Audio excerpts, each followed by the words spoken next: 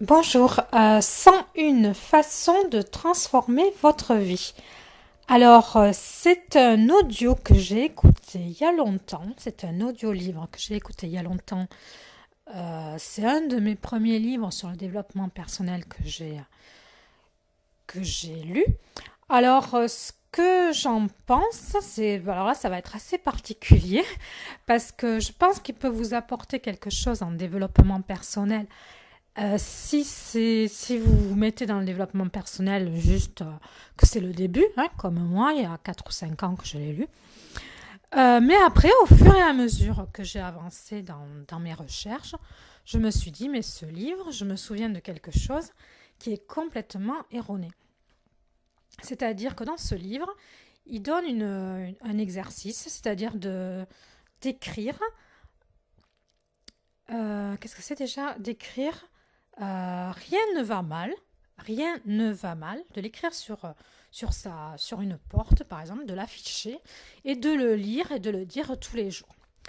Alors, est-ce que pour vous, c'est une phrase positive? Alors, si vous me suivez, que vous avez regardé d'autres audios, que je vous ai parlé d'autres livres, peut-être que vous avez compris que c'est vraiment quelque chose de négatif, puisque l'inconscient ne retient pas la négation, le ne pas. Ça, c'est après dans les autres bouquins qu'on comprend ça. Euh, donc, comme il ne comprend pas la négation, le ne pas, tous les jours, vous voyez le mot mal, qui n'est pas forcément un mot positif, et puis vous voyez le mot rien. Alors, vous voyez là, alors tous les jours, vous voyez rien et mal, rien et mal. Voilà, donc c'est n'importe quoi. Donc voilà, je vous dis, je vous conseille pas d'acheter le bouquin, je vous conseille pas d'investir dessus.